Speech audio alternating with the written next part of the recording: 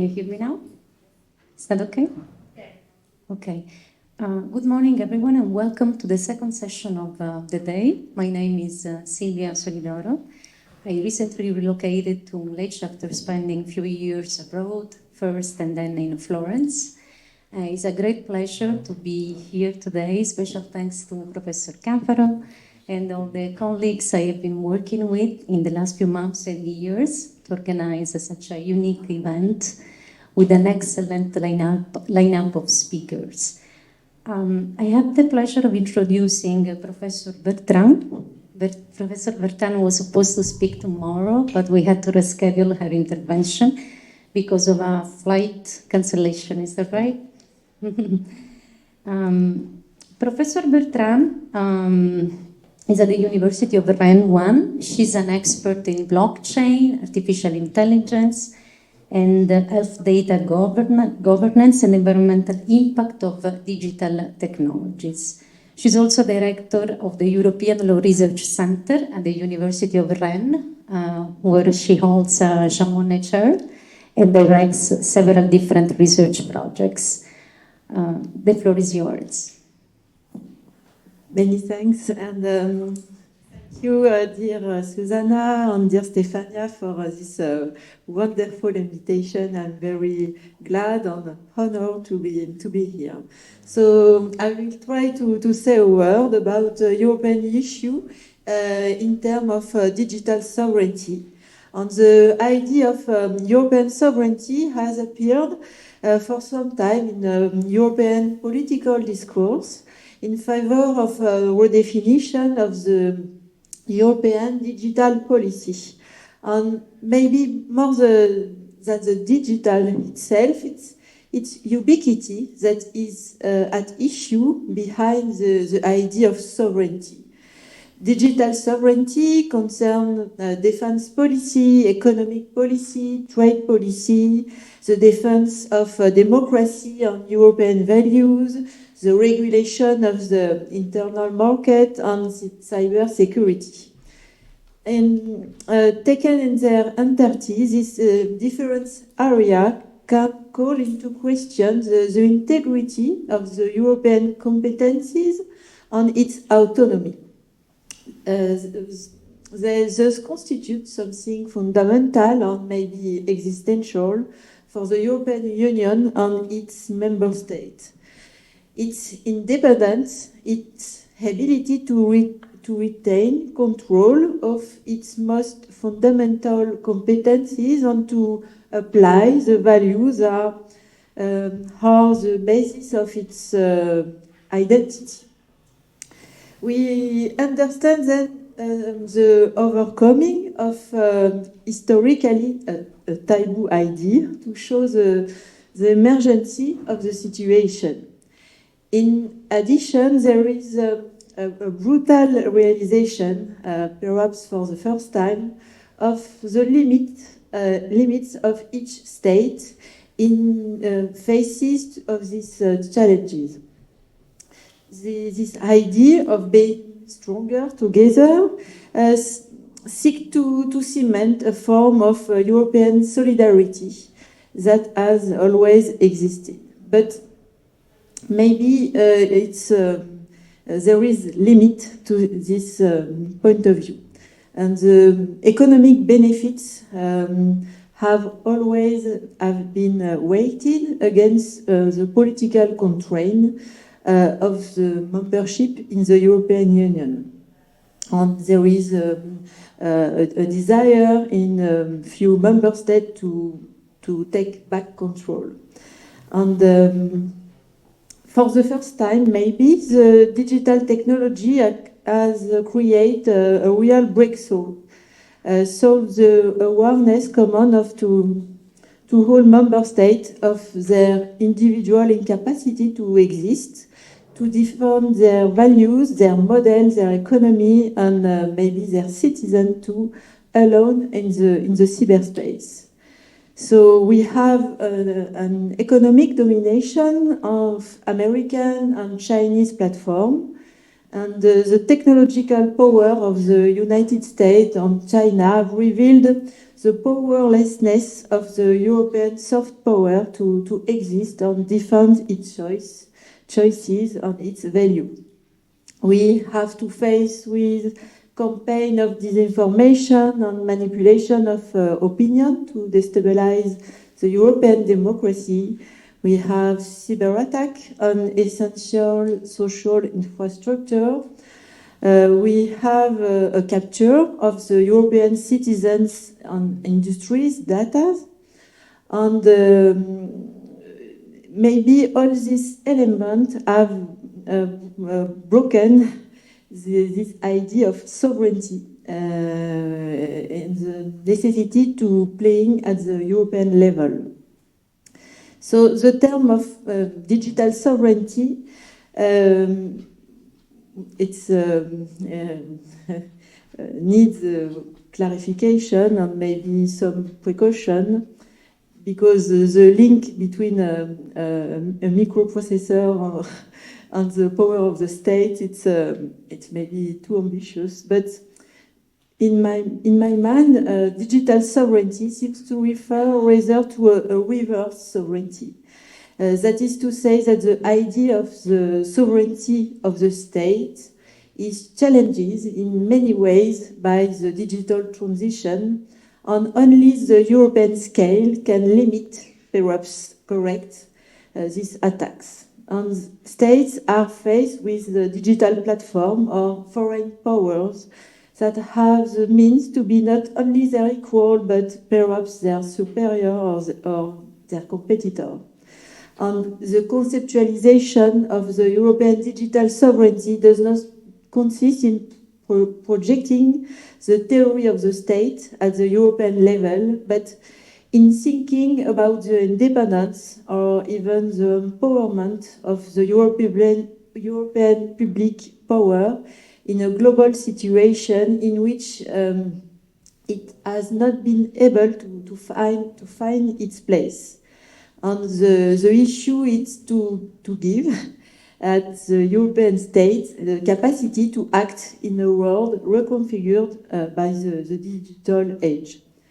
The issue is therefore not really a European sovereignty, but rather a reversed sovereignty to give back to the states, to the European member states, the means to act on their independence.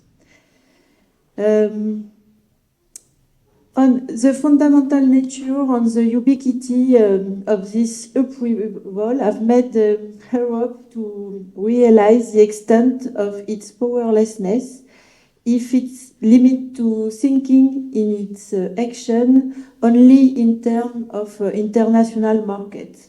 So maybe we have a real European digital policy, but there is no competencies at the European level, so we can see that on one hand, the states accept the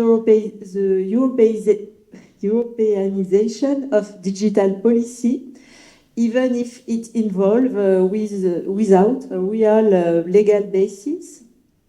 And member states also agreed to exercise national competence in common, which the Commission coordinates with toolbox or frameworks or tools like that.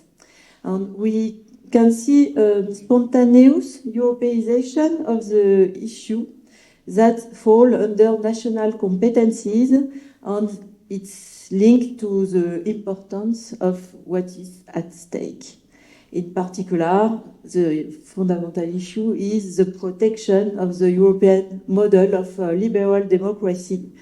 And Europe is in the position of dependence of the American model of surveillance capitalism and the Chinese model of social credit. And with this binary structure between the United States and China, Europe is still seeking its place at the global level, but it has imposed itself internally as the only level of action possible. And On the other hand, Europe also assumes the necessary affirmation of its identity in this digital transformation. There is maybe a political project, not only economic. And the idea of sovereignty is gradually asserting itself in political discourses, particularly in the digital domain. And it is accompanied with a very strategic measure from cybersecurity, industrial policy, including cyber defense, platform regulation, data governance, etc.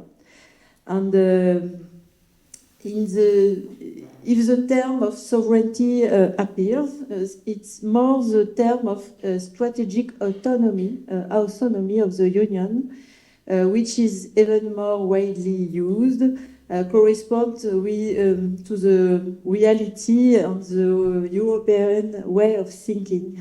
It means the strategy of depolitization, technicalization of the issue at stake.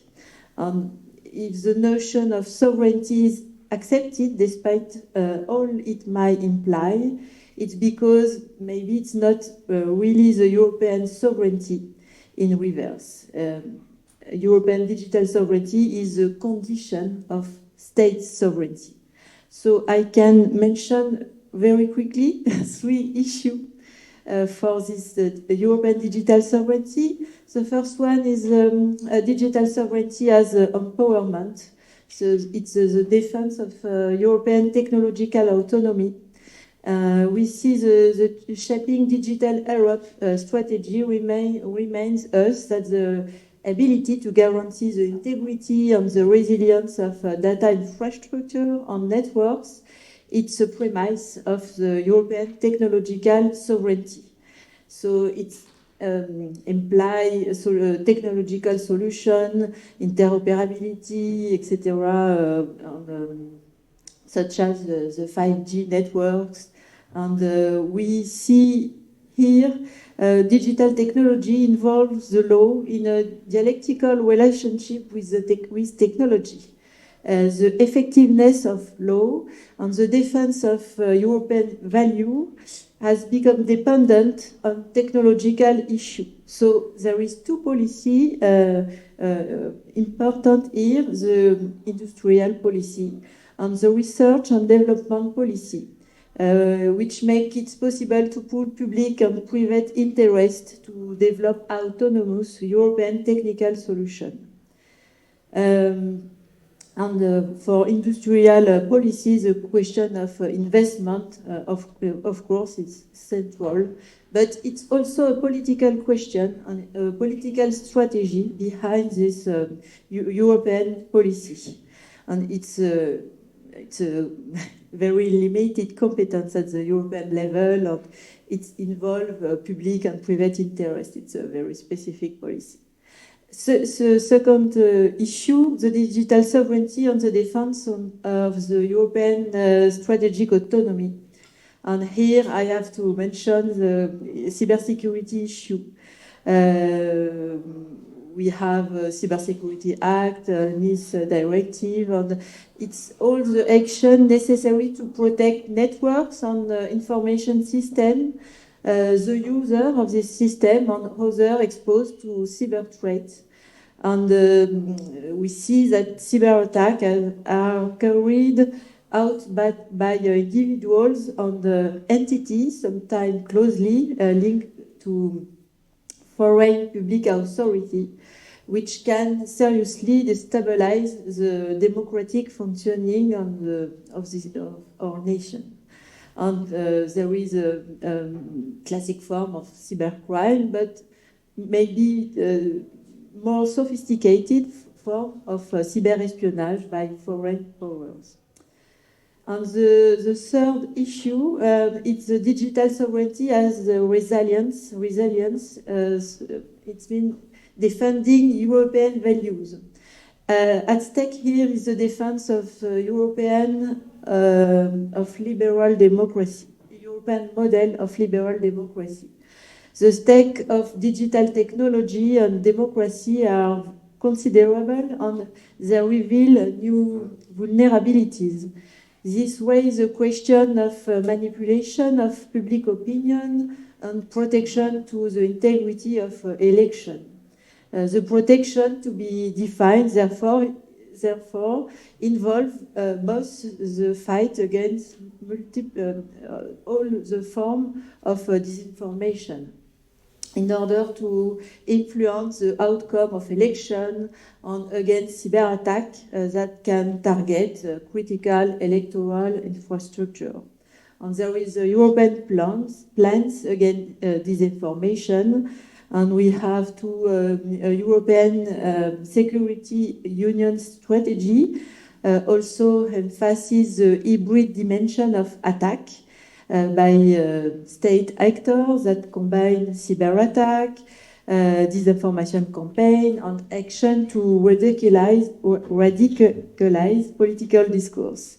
And digital technology also raise other fundamental democratic issues as the micro-targeting and political advertising, which can contribute greatly to this form of manipulation. And we can thus measure how the development of digital activity affects the regalian prerogative of the states. And the notion of digital sovereignty, European digital sovereignty, would be to preserve the sovereign prerogative of national or European public institutions. And given the constant evolution of digital tools, it's difficult to come to a precise conclusion of the issue of the European digital sovereignty. This reflection nevertheless raises a fundamental question about the European project, political project, the European identity. Does the European Union seek to embody a powerful Europe, or does it simply seek a form of resilience? In other words, is digital sovereignty limited to strengthening its ability to absorb shock, or it is maybe an opportunity for the European Union to assert a real political identity? Thank you.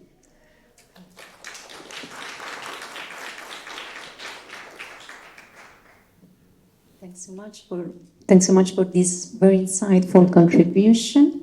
I have the pleasure of introducing now Emilio De Capitani. So we are now start with the session on litigation.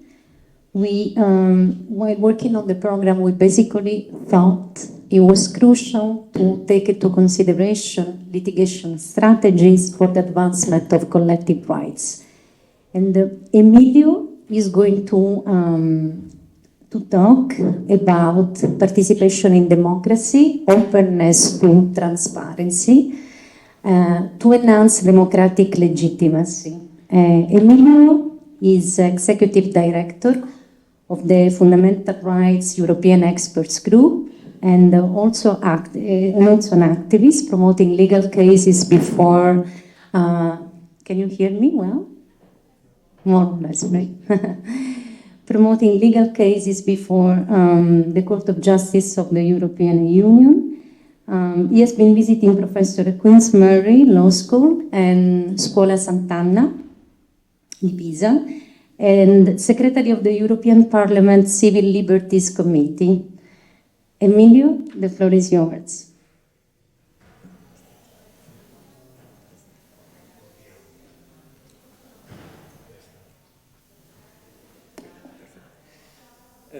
Thanks for the very kind invitation. I will start from the end. In fact, I am a former official of the European Parliament.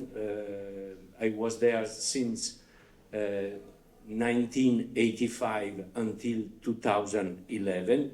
And notably, I was the Civil Liberties Committee Secretary since 1998 until 2011, means from the Amsterdam Treaty to the Lisbon Treaty, which was a very interesting evolution of all the European policy and notably of the role of the European Parliament.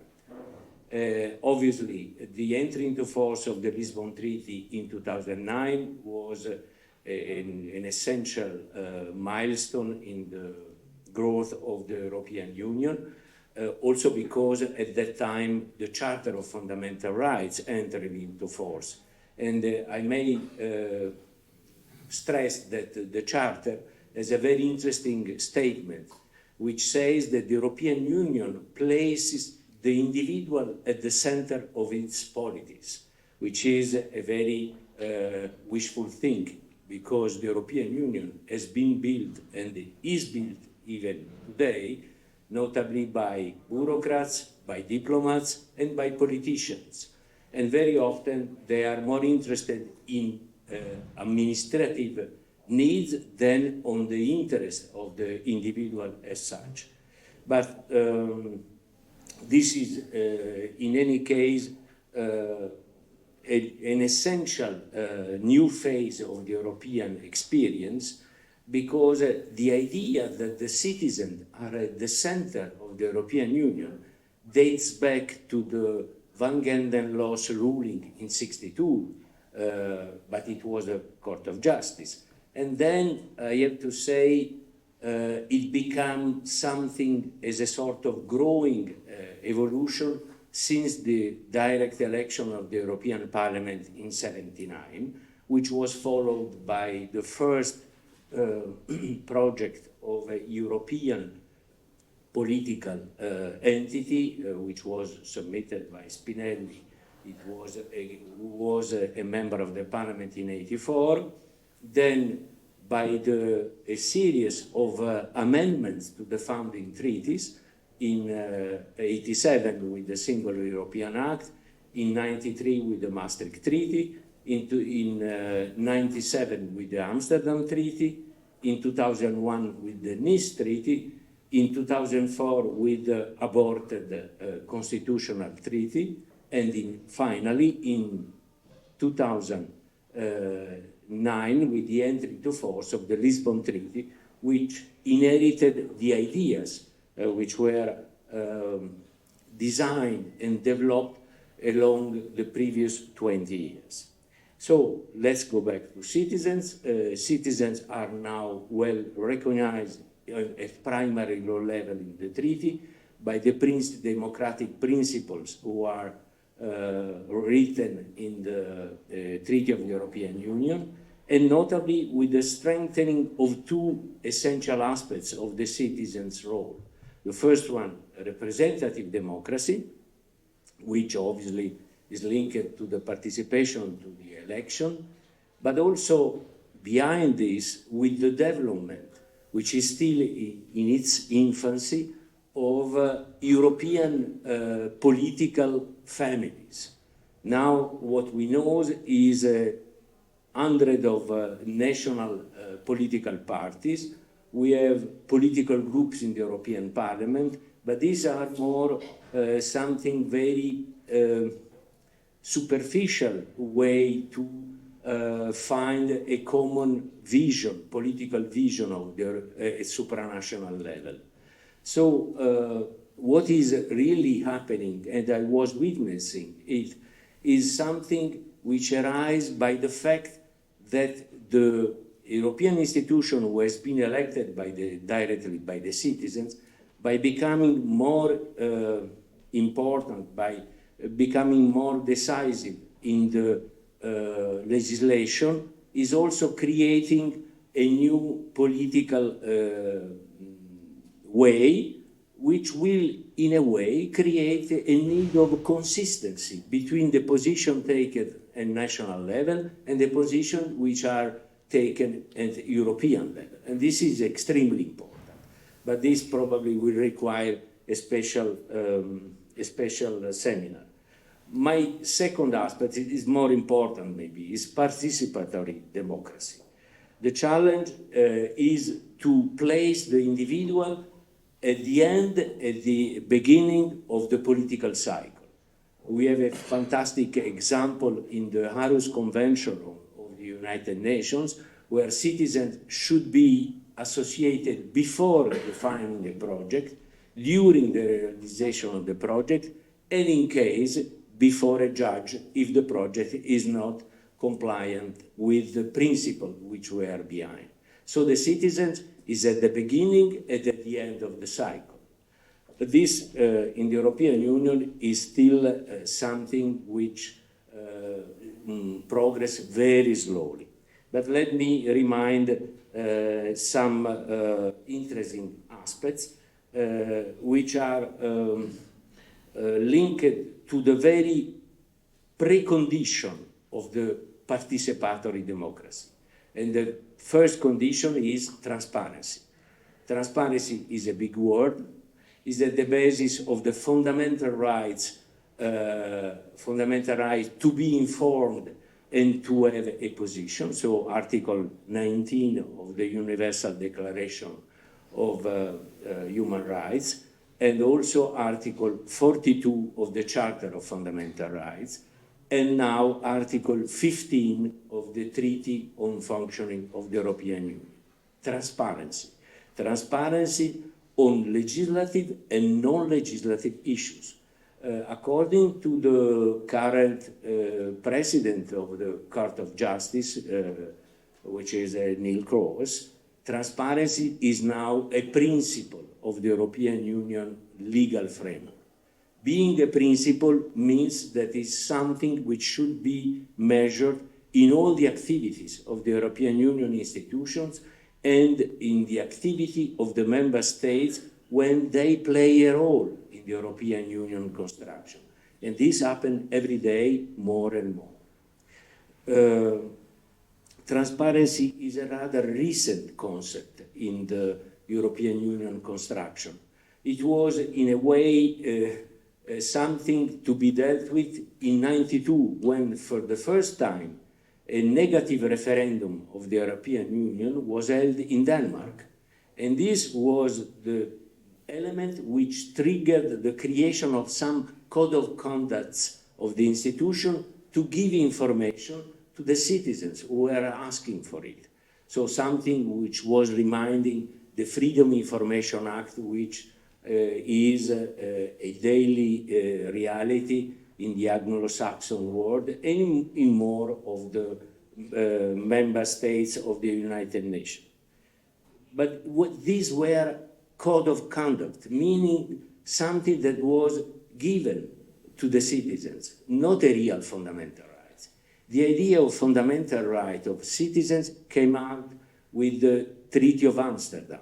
And this right was deemed to be given by the legislative trilogue, the Commission, the Parliament, and the Council, which was more or less the Bermuda triangles at the time, because it was very difficult to understand when something was growing, how was happening, and so on. But the very moment where these things become a reality was with the adoption of the current regulation on access to documents in the European Union, and I had the privilege to be the official in charge of following all these negotiations. This regulation is Regulation 1049 of 2001. The proposal submitted by the Commission was a proposal rather interesting, but not trying to face the problem of legislative transparency. It was because of this that the Parliament inserted Article 12 and Article 13, where the main idea was that when legislation is at stake, it's not a problem of asking a document, it's a need of publishing a document, so proactive publication. Legislative transparency could not be dependent from the condition that the citizens try, like a dentist, to sort out something by the institution. It should be something which is given because of the respect by the legislator of the principle of the rule of law, legal certainty, and the right formation of the acts. So this concept was in this regulation, which has still some ambiguities, because the notion of legislation before Lisbon was defined by the Council, not by the Parliament. And the Council was more or less using the definition that it is legislative, everything which is binding in and for the member states. But this covers too much things. Covers even the comitology decision of the Commission. So thousands of measures, and some of them linked to a particular person, like the freezing assets for terrorists and so on. So it was a very vague and generic notion of legislation. Everything changed with the Lisbon Treaty, where the treaty itself defined that legislative should be considered everything which come out from an ordinary legislative procedure. And this was a very well-defined position, because it means more or less 150 measures adopted every year. And this was something extremely important, because the treaty, for the first time, was saying at primary law level that the Parliament and the Council have the joint responsibility to be legislator. Even before there was codecision. But codecision was an association of the Parliament to the Council. After Lisbon, legislative duty is a common duty of Parliament and Council. So even the standard of negotiation of these measures should be the same. You can't have a sort of moon phases where one side is open, the Parliament, and the other could remain more or less obscure. So this point is still to be dealt with, and when I had the chance to work on these aspects until 2011, I have tried to convince the members of my committee and the Parliament to be consistent with this new need of transparency. Even if it is written in Article 14, Article 16 of the Treaty of European Union, Article 15 of the Treaty of Function of the European Union, still today, the legislative negotiation at the European Union level has several gray zones. One is the zone linked to the negotiation in the Council working parties. These Council working parties plays more or less the role of the parliamentary committee. But these are extremely important, because it is at that time that each member state set its red lines, or is open or less to compromise. So knowing this means that I will know if Germany wants something, if Italy accepts something other, and so on. And this is a gray zone that I try to make less gray with a case that I brought before the Court of Justice in 2021, and it was decided this year, is the Capitani versus Council, where the judge obviously recognized, which was rather obvious, that working parties are not just informal meetings at the Europe bar outside the institution. They are a crucial moment of debate. The second gray zone is when the Parliament and the Council meet for trying to reach an agreement on something. These are called trilogues, not dialogues, because also the Commission is present. And these trilogues are like a train which enters in a tunnel. You see the train entering, and then you see the train coming out, maybe months, even years later, without knowing what happened in the tunnel. But at the end of the day, you see that an agreement has been reached. But because of what? Who was asking what? Who obtained something? And this is a principle that has been, in a way, framed by another judgment of the Court of Justice, which was launched in 2015, the Capitani versus Parliament, where the Court of Justice again said something which was extremely obvious, that if you meet with another institution and both the institutions have the duty of transparency, you can't do this in a confidential way. You can't just hide things by saying, oh, it's an informal meeting. We decide nothing until everything has been negotiated. So at the end of the day, I had these two cases, which are in effect helping in being more aware of what is negotiated at the European level. There is then a third zone which remains very vague, which is the phase where a European measure is transposed in national legislation. In a way, this is called the implementing phase. But it's true and not true, because if it is a directive, the directive says the principle, but the real scope of the obligation and of the rights that you as a citizen is defined by the final act, which is a national one. So in a way, I find rather strange, not to say inconsistent, that the phase of negotiation between the Commission and the Member States when transposing EU law should remain, as it is now, a sort of grey zone. So it will be maybe for another case in future. Now let me go to the core of my intervention, which is the fact that obviously as a citizen I was able to raise a case before the Court of Justice for a simple reason, because I was directly and individually concerned by a refusal of access to a document. But the real point is when you try to raise doubts on the content and legitimacy of EU law.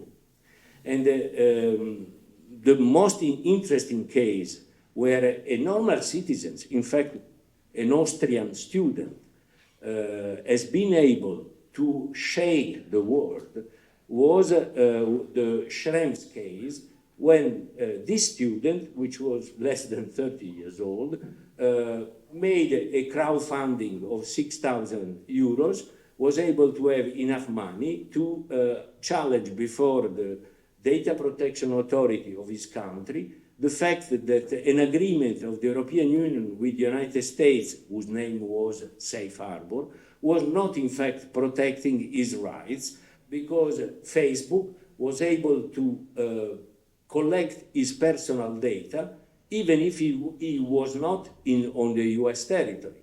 So why the European Union has opened door and window to the EU citizens' personal data? He won the case. He won another case some years later on the so-called Privacy Shield, again with an agreement between the European Union through the Commission and the United States. And now he has submitted a third case dealing with let's say, a new version of Privacy Shield was signed by President Biden recently. So another case, sorry to be again on the floor, I was challenging a new directive on the passenger name record adopted by the European Parliament and by the Council in 2013. How I was able to challenge this case, because obviously I can't say that I was individually and directly linked to this European measure. I found a non-governmental organization in Germany, and this non-governmental organization used one of my tickets going to Berlin by challenging the fact that my data were taken by the Bundeskriminalamt to verify if I was a terrorist, which in fact was the case. Finally, the judge submitted a preliminary ruling to the Court of Justice. In the meantime, the Belgian Constitutional Court raised the same case under the pressure of the Ligue des Droits Humains. And the Court of Justice adopted a very tricky ruling in June last year, where it was recognized that the directive, as it is written, should be read in another way. So more or less, was not so courageous to say that the directive was to taken in the dustbin, but was saying you have to read this in this way, so in another way. But finally, all the elements that were in this ruling became de facto, from this very day, the new interpretation of the ruling. So on this basis, my German judge was able to challenge the German law on PNR, and some days ago, the German Criminal Act recognized that they will follow strictly what the court is saying on this. I will end my intervention by saying, so it's up to you to find an ONG or make some crowdfunding and challenge some measures that you consider are not worth to doing this. You say it's impossible. Not at all. The idea of a sort of a collective redress, because people has no money, no time, and maybe no interest in itself to raise a case, is in fact something which is more and more in secondary law legislation.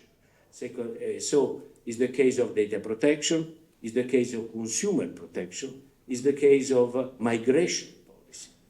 So in a way, the European Union is at last opening a way also for citizens to challenge the legitimacy of its own rules.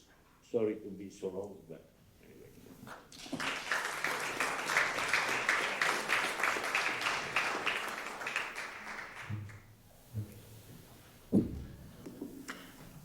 Thank you very much, Emilio, for your insightful speech. I'm going to introduce now Aude Bourres, Professor of Public Law at the University of Strasbourg, also Director of the European and International Research Center within the same university. Aude has a research interest primarily in courts, in the role of courts, national and European as well. And today she's going to talk about the role of the judge as a veto player in climate justice. I can't find my PowerPoint, so I need some help. Thank you so much. Sure. Thank you so much. Sure.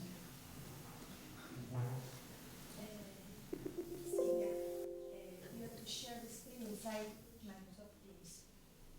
Otherwise, people are going to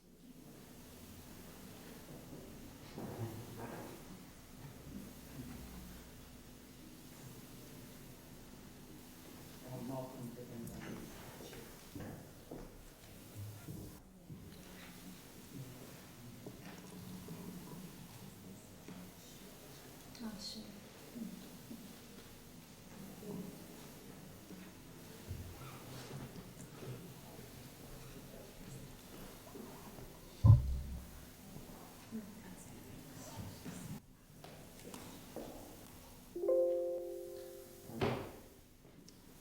Can you see the PowerPoint? Yes. Okay. Thank you so much.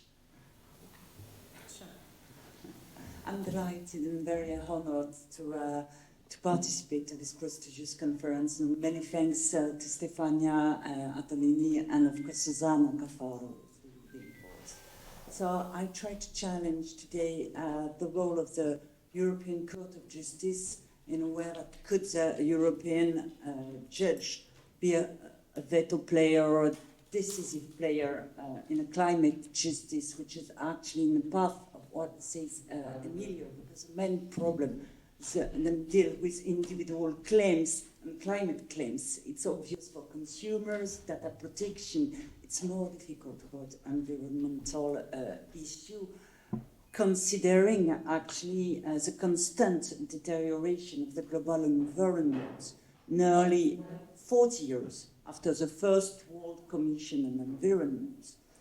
The impairment of civil society in the ability of policymakers to address climate and environmental issues has led to a shift in approach on a global scale. In substance, the idea is that if ecological protection cannot be adequately ensured from the top and within political institutions, the response to the climate emergency has to be triggered from the bottom through citizen actions and before the courts. And this new approach or paradigm encompasses actually the twofold of climate justice intimately related. First of all, climate justice calls for a holistic approach that acknowledges and addresses social, economical, and political dimensions of climate change, striving for a more equitable and sustainable future for all. And in a narrower sense, it refers to the way civil society uses law and mobilizes it before judicial institutions to the cause of climate change.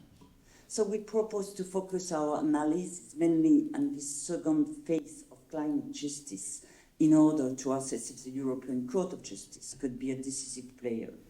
And in that respect, it appears necessary to determine whether individual or collective social claims can be raised with success before the European Court of Justice. And if so, can the judge shape legal response to their expectations? This ultimately corresponds to the first three questions a judge must resolve when a case is brought before his or her court, namely, the standing and interest of the applicants to bring proceedings. Secondly, the justiciability and enforceability of the provision of reference. And it involves, at last, a question for the judge of its own jurisdiction. And an overview of the case brought directly to the European Court by individuals challenging the EU and member states on climate change highlights the limitations of the European judge reasoning in relation to the free question of admissibility. However, the approach of the ECAG, when placed in a broader context, reveals a certain potential, and in this regard, the values of solidarity and dignity that are turning into argument hold some promise. So that's why I will have 3 main points, and will be short, no worries. All are hungry. So the first point will highlight the limits, second, the implications, and the third one, probably the potential. About the limits, to date, we have to note that the European Court of Justice considers environmental protection as a mere general objective, possibly imposing obligation on member states and EU institutions, but not conferring any rights on individuals. And consequently, in the two main cases where the court has the opportunity to deal directly with individual climate claims, the court dismisses their actions. Thereby, in Carvalho case law, 36 families from different member states, together with a Swedish association representing indigenous people, brought an action before the Court of Justice, in First and General Court, and they claimed that the measures to reduce greenhouse gas emissions laid down by the European legislative package were not far-reaching, and they demanded the annulment of the legislation and the adoption of stricter measures to reduce greenhouse gas emissions by 2030. The General Court, confirmed by the ECG, dismissed the action on the ground that the claimants did not satisfy the locus standi criteria reminded by Emilio under its strict Bloman test. In a nutshell, the court held that the claimants were not individually concerned because they were not the addressees of the acts at issue. However, the applicants tried to argue that an insufficient reduction in greenhouse gas emissions was infringing their fundamental rights, and in particular, the right to life, the right to integrity of persons, the right to the child, the right to property, the right to equal treatment.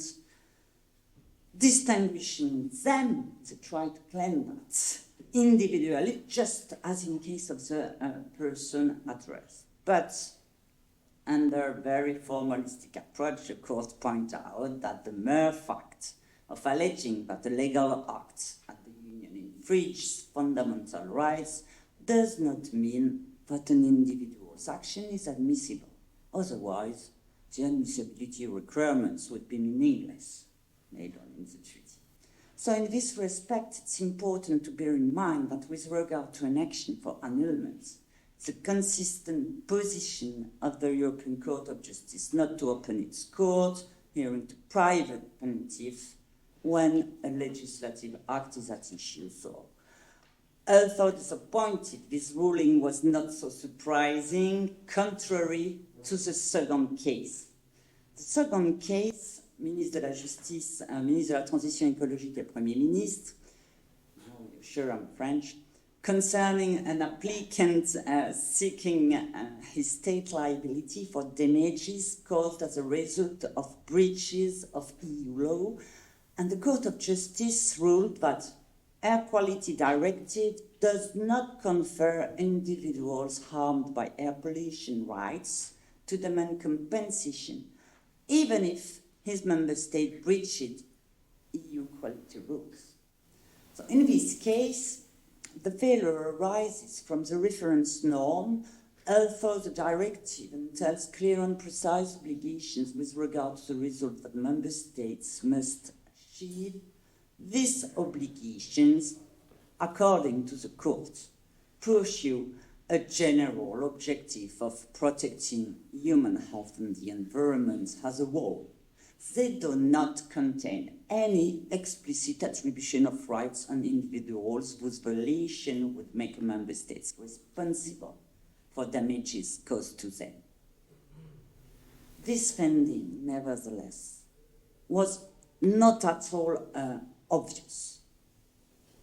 Contrary to the judges, the Advocate General, was Mrs.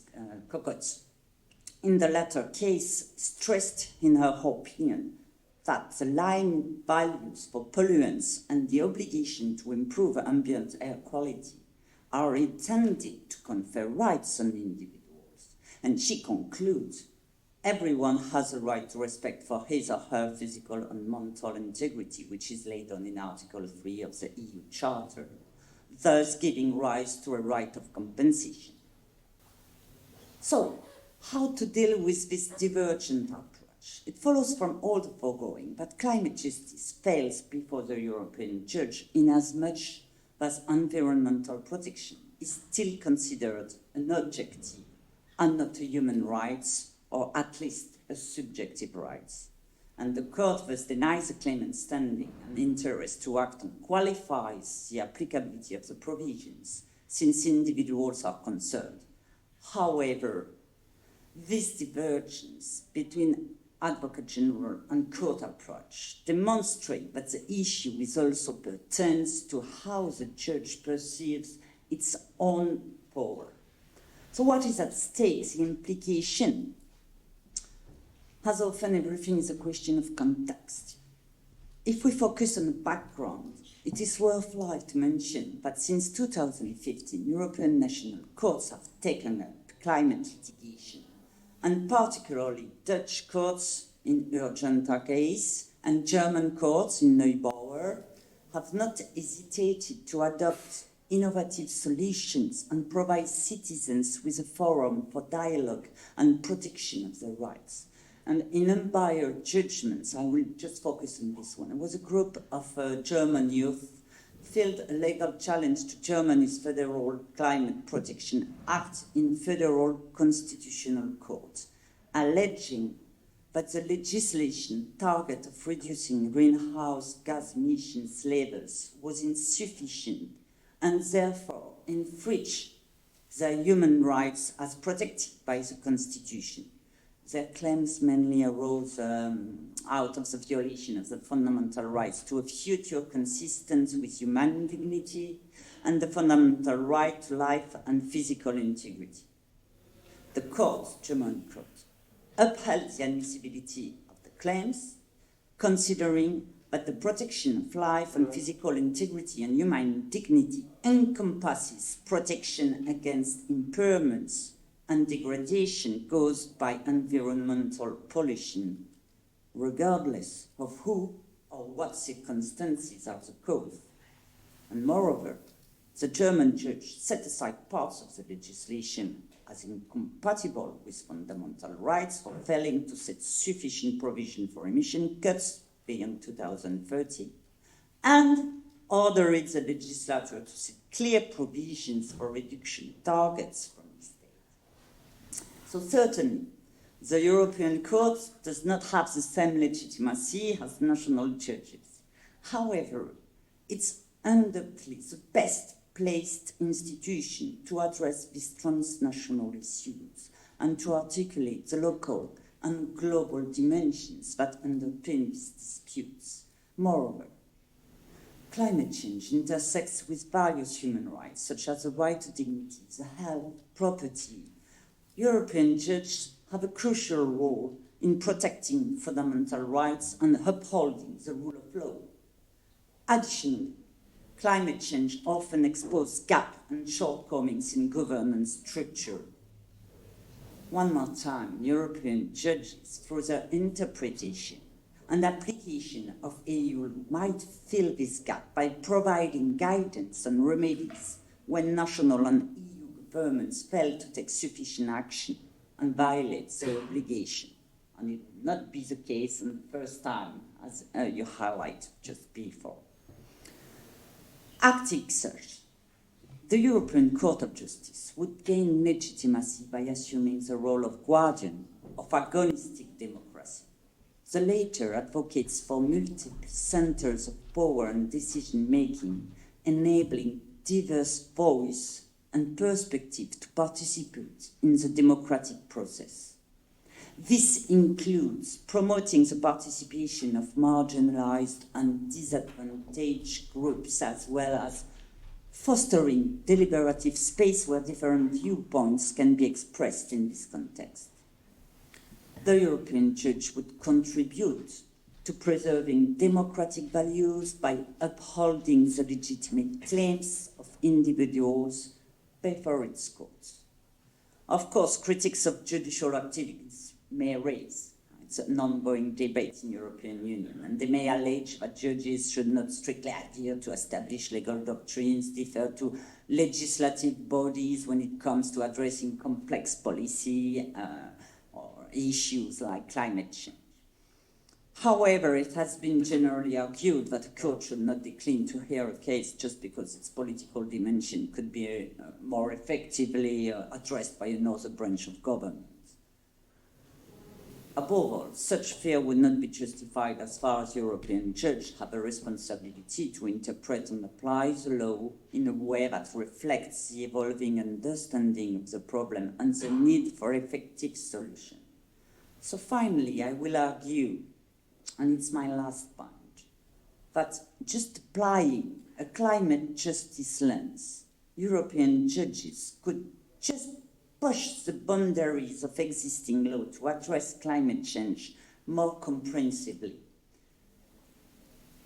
As underlined, that's my last point, as underlined above, the main obstacle facing the ECJ is linked to the difficulty to consider environmental protection as a subjective right, as the German Constitutional Court did. And the position could evolve without judicial activism.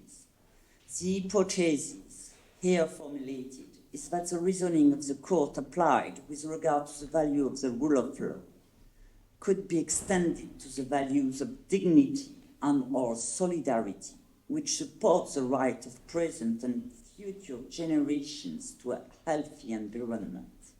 Indeed, the Court has interpreted the values established in Article 2, such as the rule of law, but also the values of dignity and solidarity as a supra-primary law. In addition, recently, in financial conditionality case law against Poland and Hungary, it also stressed that they are reflecting the very identity of the EU, the constitutional core of EU, and as such, they become, this value, an enforceable set of rules. What is the reason? Any specific manifestation of these values in the treaty, the charter, or secondary legislation may lead, because of their binding nature, to broader requirements for the Union institution and its member states, turning into rights for individuals.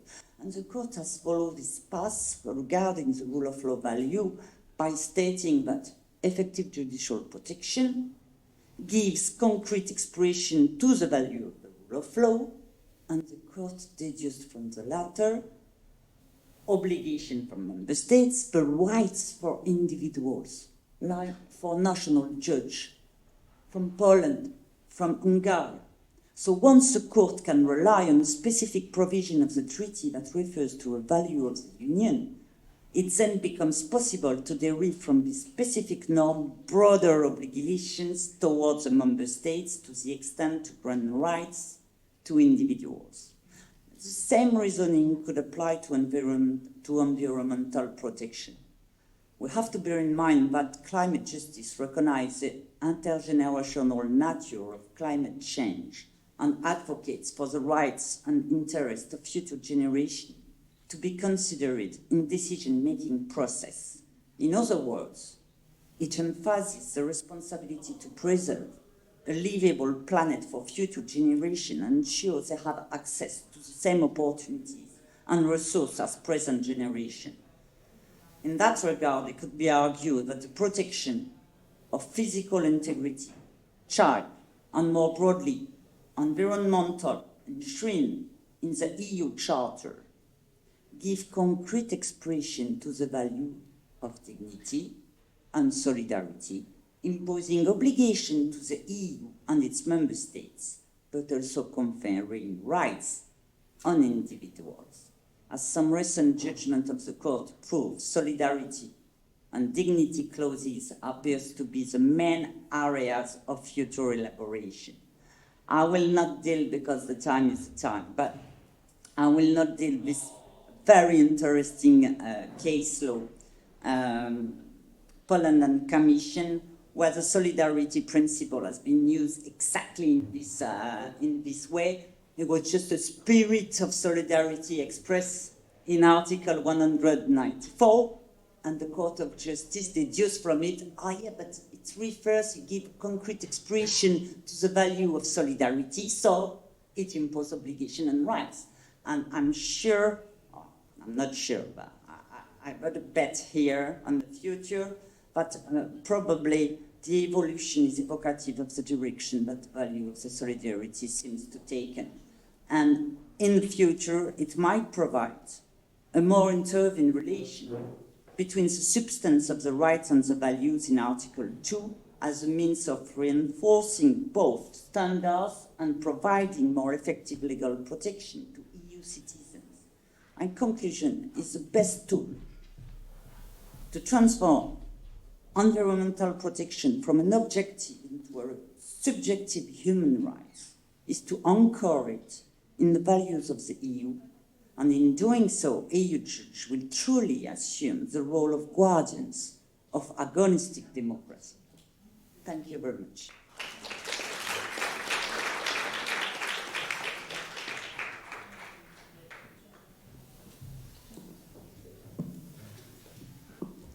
Many thanks, so.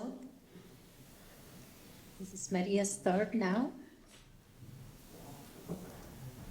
Thank you. We were supposed to devote some time to questions, but we're running a little late. We have our final speaker, Maria Di Maggio, is a PhD candidate in criminal law at the University of Paris.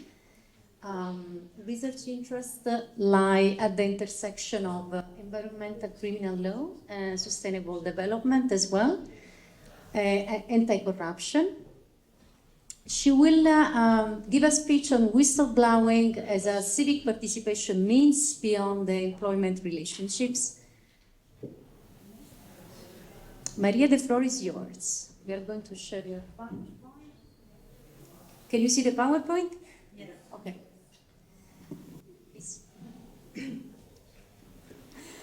First of all, many thanks to the organizers and Professoressa Susanna Cafaro.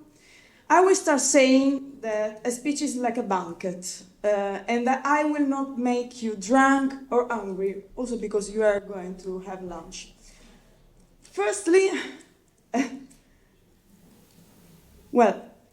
we have to focus on what whistleblowing is. Quid est whistleblowing? Here we have a definition of whistleblowing. Practice through which a person belonging to an organization, public or private, voluntarily reports an offense or irregularity with the intention of having corrective measures taken. Today we have to focus about the meaning of the word person. I will center, obviously, my attention on public organization, and so on public whistleblowing power in public sector. That's because in Italy we have a double binary system, public and private, and this fact also reflects on the whistleblowing laws. Even if Directive 1937 of 2019 of European Union points out that there shouldn't be a difference between public sector and private sector, it still exists in our system, and also, for example, in Spanish system. Also with the new law about whistleblowing, number 22 of 2022. And here there are some stats from Transparency International Italy, the Italian section. This is because I want to stress the importance of whistleblowing in public sector. Whistleblowing in public sector is very developed. If we also try to understand what happens in the private sector. Private sector is 4%. It is embarrassing. And here we have the main sector into the public sector about whistleblowing and about the report in the public sector. But public whistleblowing has actually the most completed law and regulation here in Italy. That's why I want to speak about our regulation that will be enforced until this July. Well, this is a law of the 2017. Obviously, the Article 54 bis of the TUPI, the Testo Unico of Pubblici Impiegati, public employee, speaks about not citizens, not persons, but public employees. A public employee, I don't know if you can read well from the presentation, a public employee who, in the interest of the integrity of the public administration, so the public interest, reports to the person responsible for the prevention of corruption and transparency and National Anti-Corruption Authority, ANAC, that is a third part entity, it is not inside the public administration. But what the whistleblower has to report? Illegal conduct of which he has become aware by reason of his employment relationship.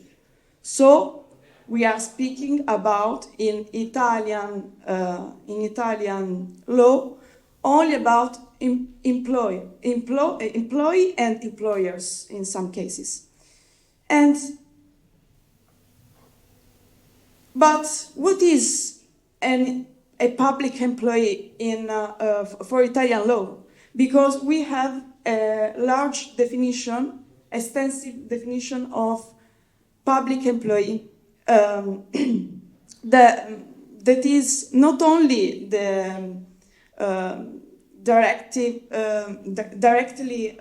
linked with the public administration, but can also only collaborate with a private enterprise that has a contract, for example, with the public administration.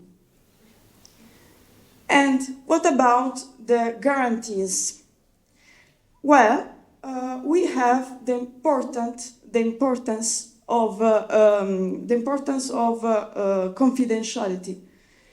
Confidentiality is the center, I think, of all the guarantees for whistleblowers. Also in Italian old law, we have this part that says that the identity of the whistleblower may not be revealed. That's fundamental because of the protection of the whistleblower, because whistleblower must be protected from retaliation acts of the employers and sometimes of the society.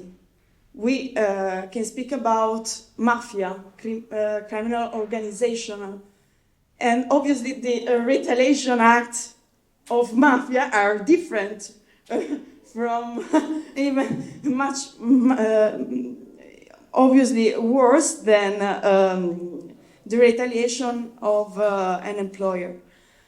So we must use IT methods and promote the use of encryption tools to guarantee the confidentiality of the identity of the whistleblowers and for the content of the reports and related documentation. That means that whistleblower isn't an anonymous. Only the identity of whistleblower is confidential. So, here in this part of Italian law, we have the practically the definition, Italian definition of retaliation act, the adoption of discriminatory measures, and then all the part of the sanctions that are administrative sanctions, not criminal sanctions. So we have a small scheme, but I don't want to steal time. And an example of encrypted system is this system that is GlobalX, that is used by all the administrations, Italian administrations, and it is a system that was planned from Transparency International Italy, and also the ANAC. And more or less all the municipalities in Italy use this GlobalX because with the Tor system, the confidentiality is pretty protected. This is an example of my municipality of Taranto. I have tried to to understand how an employee of my municipality could report a fact, an irregularity or a crime. And so you basically we have a form that you can use with and we also they can choose between ente pubblico, public entity, or azienda controllata, that is private enterprise collaborating with a public body. And all the particularities, documents about the report. But with European Directive 1937, we have noticed that whistleblowers shouldn't be only employees, but because European Directive on whistleblowing provides in Article 2, in material scope, the use of whistleblowing for procurement, product safety and compliance, transport safety, environmental protection, radiation protection and nuclear protection, public health, consumer protection, and other subjects. So basically the control, I think it couldn't be only for the employees, but for all the citizenship. And in fact, it would be useful in the light of the directive to extend the protection to citizens as well. In Italy, it is a fact in some municipalities, for example, not my municipality, unfortunately, but for example, a small municipality of Pianoro, for example, that is near Bologna, we have the extension of the recognition of the quality of whistleblower also for citizens. And this is really important.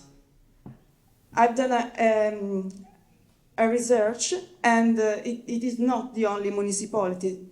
There is Brescia, Teramo, Ostuni, all the region of Emilia-Romagna, Sarule, Brugherio, Molfetta, here in Puglia, Padua, Eraclea, Pistoia, Prato, Marigliano, Lodi, obviously also Ostuni, that is Brindisi province. And they allow reports from all the citizenship. What's the problem? Because the problem is that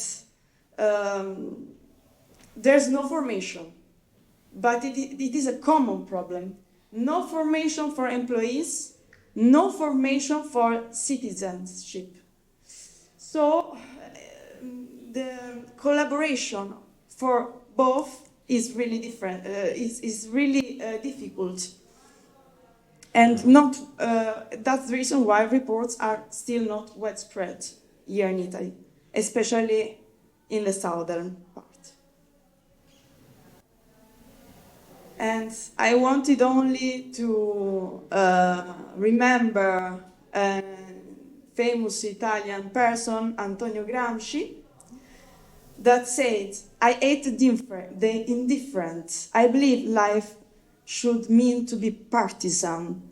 Those who truly live cannot fail to be citizens and partisans. Indifference is apathy. It is parasitism. It is cowardice. It is not life. Therefore, I hate the indifferent. So whistleblowers are not indifferent.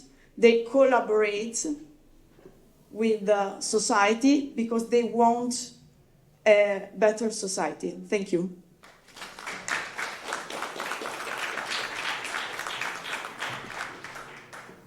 Many thanks, Maria. It's now time for us to... Yes, lunch. We are late. Sorry, we are late for lunch. So please, let's get out of the building to the next building on the right, and the lunch is waiting for us. And we will have publication of papers. So don't worry if we didn't listen fully to your presentations. We will have the paper online.